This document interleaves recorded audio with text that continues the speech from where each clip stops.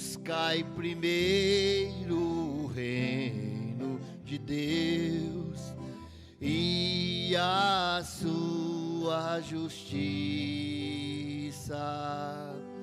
e tudo mais vos será acrescentado. Aleluia, aleluia. Não só de pão o homem viverá, mas de toda a palavra que procede da boca de Deus.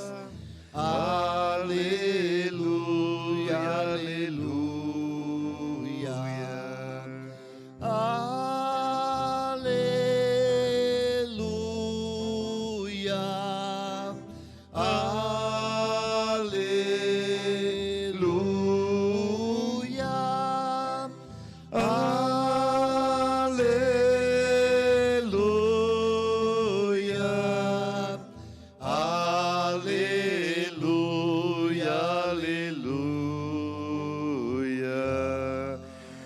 O Senhor esteja convosco. Ele está no meio de nós. Proclamação do Evangelho de Jesus Cristo, segundo Mateus. Glória a vós, Senhor. Naquele tempo, Jesus chamou os 12 discípulos e deu-lhes o poder de expulsar os espíritos maus e de curar todo tipo de doença e enfermidade. Estes são os nomes dos 12 apóstolos. Primeiro, Simão, chamado Pedro, e André, seu irmão. Tiago, filho de Zebedeu, e seu irmão João. Filipe e Bartolomeu. Tomé e Mateus, o cobrador de impostos. Tiago, filho de Alfeu, e Tadeu. Simão, o zelota, e Judas Iscariotes, que foi o traidor de Jesus.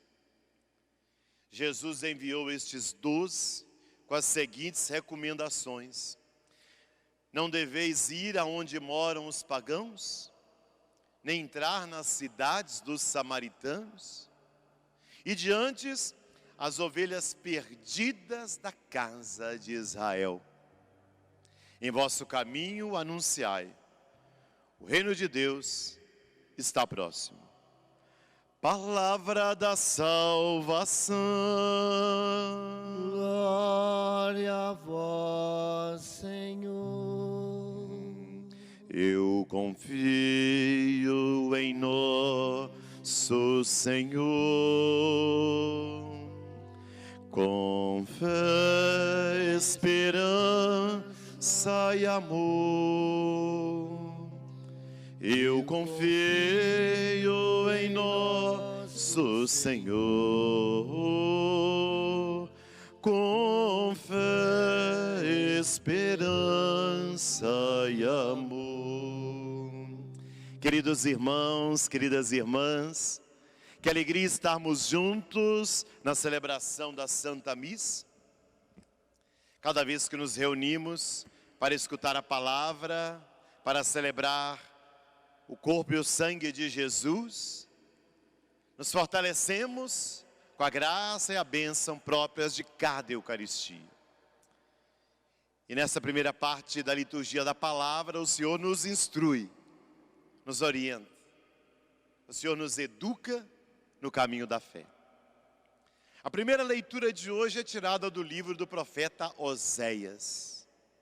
Oséias prega num tempo em que o povo tinha certa prosperidade material, mas isso resultou numa devassidão espiritual, numa frieza espiritual, por causa do acúmulo material. Ou seja, porque estavam ganhando muito dinheiro, abandonaram a Deus. O profeta Oséias usa então uma metáfora muito própria do Antigo Testamento, da vinha. Israel é comparado a um agricultor que cuida de uma vinha. E essa vinha dá frutos para o consumo e produz muito. Mas, quanto mais essa vinha produz, e naturalmente o agricultor vai ficando mais rico, o que é que ele faz com esse dinheiro? Constrói altares para adorar falsos deuses, embeleza os ídolos e se afasta de Javé, o Deus de amor, o Deus libertador, o Deus criador. Hoje também é muito comum vermos pessoas assim, que crescem materialmente, seus negócios dão certo, e a pessoa se esquece de Deus. Só lembra de Deus na hora das penúrias, dos sofrimentos, das dores. Mas na hora do sucesso, na hora da prosperidade, não tem tempo para rezar, para participar de uma missa, para ler a palavra. Basta o trabalho, bastam as riquezas. A pessoa se apega naquilo que passa, naquilo que é ilusão, naquilo que é efêmero. Diz o profeta, é hora de receber um castigo, porque o Senhor vai derrubar os altares e destruir os ídolos. Sim, porque a nossa segurança está no nome do Senhor. Quem coloca a sua segurança em dinheiro, em beleza, em vaidade, em bens materiais, se decepciona com facilidade, porque tudo isso passa. Tudo isso é volúvel, não tem consistência. A nossa segurança deve estar em Deus, cuja palavra é eterna e não passa. O próprio povo reclama que não tem rei, enquanto outros povos vizinhos têm rei. Mas o profeta diz, o que um rei pode fazer por vocês? Ele será como palha flutuando sobre a água.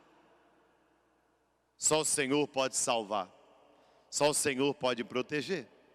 Quando o povo percebe isso, começa a dizer aos montes, cobri-nos, e às colinas, caí sobre nós. Ou seja, o povo reconhece o seu pecado, o povo reconhece a sua idolatria, a sua falta. E o profeta termina dizendo, semeai justiça entre vós, e colhereis amor. Na Sagrada Escritura, a palavra justiça está ligada à obediência à vontade de Deus. Justo, é aquela pessoa que pratica a palavra, que anda nos caminhos do Senhor, que observa os mandamentos do Senhor. Por isso ela é justa, é a justiça de Deus. E o profeta diz, semeai a justiça, ou seja, praticai a palavra, andai no caminho do Senhor, vivei os mandamentos. E aqui vem uma palavra forte, é tempo de procurar o Senhor, até que Ele venha e derrame a justiça em vós. Sim, é tempo de procurar o Senhor. O profeta Isaías vai dizer, buscai o Senhor enquanto Ele está perto. Procurai-o enquanto Ele se deixa encontrar. Este é o tempo de buscar o Senhor. Não podemos deixar para amanhã, para o fim da pandemia, para o ano que vem. Não, hoje, agora. Esse é o tempo de buscar o Senhor em nossos corações, em nossa vida. Por quê? Porque hoje é o tempo da salvação. O amanhã nós nem sabemos se chegará. Portanto, meu irmão, minha irmã que me escuta nessa manhã, o convite que o profeta Oséias faz para você hoje é esse: é tempo de procurar o Senhor na sua vida. Pode ser que nesse tempo de pandemia você tenha esfriado na fé, deixado de rezar, deixado de ler a palavra, e a sua espiritualidade anda muito frágil, e a sua vida com Deus anda muito fria. Busque o Senhor, abra seu coração, tenha sede dessa palavra, tenha fome da presença de Deus na sua vida, porque só Ele pode preencher os vazios do seu coração. Só Ele pode resgatar a esperança e restaurar a fé, o amor que você tanto necessita. Creia nisso. Buscai constantemente a face do Senhor. É o salmo que foi lindamente cantado. O Evangelho de Mateus, depois do Sermão da Montanha, Mateus começa o discurso da missão. Jesus é o novo Moisés, aquele que está na montanha, aquele que recebe as tábuas da lei. E assim como Moisés organiza as 12 tribos de Israel, Jesus também chama 12 discípulos. E veja bem, dá a eles o poder de expulsar espíritos maus, curar todo tipo de doença, todo tipo de enfermidade. Ou seja, a missão dos discípulos é acabar com o mal, é acabar com a cultura da morte representada pelos espíritos maus, pela doença e pela enfermidade. O discípulo deve fazer o mesmo que Jesus, semeador da vida, instaurador da vida, e a vida está em Deus. Os discípulos escolhidos por Jesus não estão indo para condenar, não estão indo para castigar, não. Estão indo para salvar, para curar os corações, para libertar. E é interessante que Jesus faz questão de chamar os 12 pelo nome. Na Bíblia, o nome é a identidade da pessoa e marca a missão que ela tem. E perceba que os nomes são sempre citados em duplas, 2 a 2. Iniciando de Simão, o líder, o chefe. E por que de 2 a 2?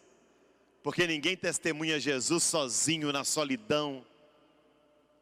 Nós testemunhamos Jesus na comunhão, na unidade. Então veja, Simão Pedro e André, Filipe e Bartolomeu, Tomé e Mateus, Tiago e Tadeu, Simão e Judas Iscariotes, sempre em dupla, mostrando que você também, meu irmão, minha irmã, é chamado a viver em comunhão.